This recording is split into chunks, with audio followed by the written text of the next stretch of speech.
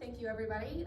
My name is Mara. I'm the Director of Marketing, Brand, and Growth Strategy at Enspec Power, here with Tim Rastall, who is our Director of Electrical Engineering. Hi, Tim. Hi. Please, can you tell us a little bit about Enspec and your role? Yeah, so Enspec are an electrical engineering company. As you can kind of imagine, any large energy generator, such as a wind farm, solar farm, any large energy user, such as a hospital or large manufacturing plant, must at some point connect to the network. So we're all based on that grid connection point. We're specialists in grid code compliance, grid connection, and power quality.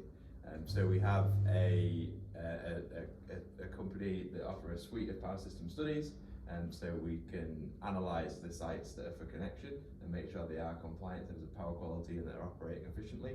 But then we also manufacture solutions to those power quality problems, such as harmonic filters, power factor correction, and reactive compensation.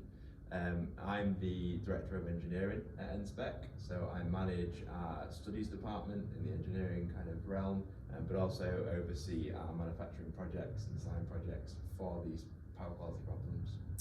Fantastic. So you definitely have an ear to the ground when it comes to what trends and conversations are happening within the engineering sector and world of energy. Yeah. What has been a big challenge for creating a more sustainable approach in electrical engineering?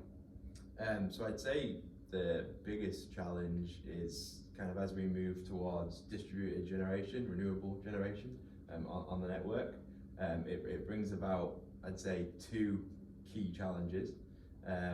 The first of which is a bit of a complex one to explain, but effectively with traditional generation like coal generation that would have been in the UK, as you can imagine, the way that's generated is it's a large, big, heavy spinning machine. That has a lot of inertia. To kind of explain that, it's like something big and heavy that's spinning. It doesn't want to stop. If there's a disturbance, it wants to kind of keep going through that disturbance. However, when you look at renewable generation, solar, wind, they're all inverter-based systems. So that means that we have a physical disconnect between the rotating machine and the network, which means they don't have that same inertia effect. The issue with that being when the network has a problem, a fault, or a disturbance, traditional generation would have resisted that change and would have supported the change. We would have maintained stability. Renewable generation can't do that in the same manner, so we're losing inertia in the network, we're losing stability, and we're losing strength in the network, which is one of the key challenges. The second key challenge is obviously we need electricity when we need electricity, but the wind only blows when it's blowing. We only have sun in the day or when it's good weather for solar generation. So we have those times where we need electricity, but the renewable sources that we're transitioning to cannot provide it. And we have an electricity storage shortfall in the UK. We don't have enough battery energy storage, hydro energy storage systems to store enough energy to get us through those periods of low generation. So at the minute, we rely heavily on projects such as gas power peaking. So these are sites that are gas-based and they sit there on standby, not doing anything most of the time, but we are still paying for them. And effectively, their job is to be ready for those times of low demand. They can fire up quickly, the gas is tapped in from the network, and we can provide electricity through those areas where the renewable generation is just not providing what we need. So yeah, the biggest, they're the two biggest challenges that I kind of see. It's the balancing of that consumption and having energy when it's needed, but then likewise that challenge of having inertia so that the grid is stable enough. Just to sort of summarize those two main points. Yeah. Yeah, no, fantastic. And so with that, I mean, how important is new technology in helping and develop and implement Enspec services when it comes to this new sustainable revolution that's happening? Yeah, so I mean, the main bits that Enspec do, in our harmonic filters, reactive compensators, it's all quite traditional and established technology. We use things called capacitors. They've been around for years. They were invented a long time ago. I mean, they progress in terms of efficiency and material design, but there's no big leaps in the technology in that area. But I'd say some of the biggest changes in technology that we've brought to our products that really help with our services, they're not necessarily new technologies to the world, but they're new adaptations within our business and in our sector. And that's sort of PLC and internet type connected devices, programmable logic controllers. And that effectively allows us to have visibility of our products out in the world and in the UK over the internet. So we can actually monitor how they're performing, we can do updates to the software, and we can even commission them remotely, which is actually, we've seen a big increase, well, a big reduction in how often we have to actually attend sites, and these can be, up in Scotland, so it's a lot of driving. It reduces our kind of carbon footprint by being able to tap into these remotely and carry out the commissioning with just the on-site support that's already there. So yeah, I'd say the biggest kind of areas with our physical products. I think one of the exciting things about that as well is as Enspec is expanding towards international projects, it's not just obviously what is drivable, but what is flyable. I know we've had inquiries that have come through for projects in Hawaii and Australia, and traditionally not only would these have been very expensive because of the flight costs, so this new technology has made Enspec services and power quality expertise something that's just more feasible for companies around the world as they go through this transition. But likewise, there's the added benefit of an extremely reduced carbon emissions as part of the projects being completed as well. No, fantastic. Next question. What are some good examples where green technology has helped to reduce costs and improve efficiency? So I guess a good one would be a specific example of a client we worked with. So they are a wood processor. They create the kind of detailed skirting boards and data rails that you use with the quite detailed profiles. So they have a lot of milling machines, and they have quite a high energy consumption. We actually worked with them to develop and implement an on-site solar generation facility. So this was an upfront cost, just to give you some kind of numbers. I think it was about 350,000 for the installation of the solar panels that would be required to, I think it was to provide around 35% of their electricity usage per year. So that sounds like a big number, but it was actually projected, we helped them with the projections that they would save over the next 10 years somewhere around £1.5 million, and obviously offset a lot of carbon as well, because it's the renewable generation on site. So yeah, that was one of the kind of key examples that comes to mind with green technology and lowering costs. One of my favorite things I think about this, about the energy sector in general and its contribution to what companies in a country is trying to do from a net zero perspective, is that balancing between the commercial and the carbon saving, because I feel like it's a scary topic to have so many companies soon just have to implement these changes in order to help with carbon reduction, which is so important from a global perspective, but then at the same time to know that there can be these massive commercial savings with an initial investment. It just becomes a win-win. So it's exciting to see that there are projects that are moving forward that are already taking shape, even though a lot of the policy isn't in place yet. Yeah. What are the big trends in the electrical engineering space with a focus on green issues? Yeah, so it kind of follows on from one of the previous questions.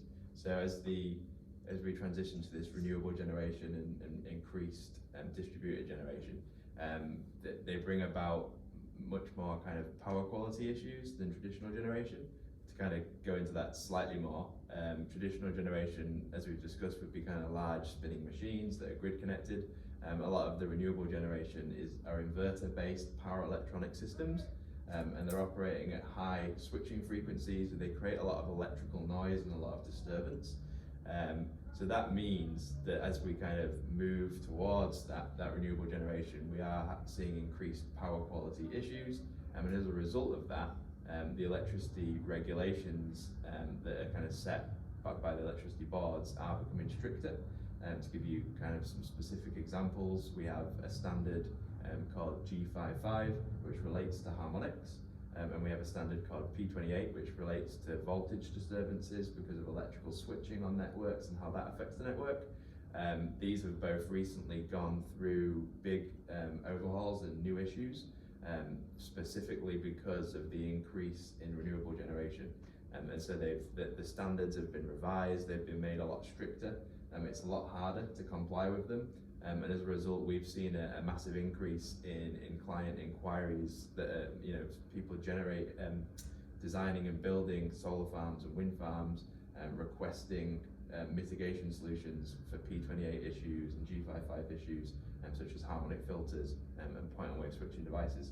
So yeah, I'd say that comes along with moving towards distributed generation. That's a strict regulation. Yeah, no, absolutely. It seems like, again, it's a consideration that's both on that large energy generator side, large energy user side, but likewise, I think sometimes people, they don't. It's hard to understand when you mention inverters and you mention voltage. It's one of those things, unless you're in the know. It's how it affects the network. It's how it affects the entire system that I think can be taken for granted as just, sure, let's just develop a whole bunch of wind farms and solar farms and assume that it's going to fix the problem. It's a lot more complex than that, and we're coming across challenges that really mark unknown territory. Yeah, and I think as well it's all kind of set by policy and government at the start. So it's like, we want to move towards renewable generation. Let's do it, and you don't actually foresee these issues that are going to come about.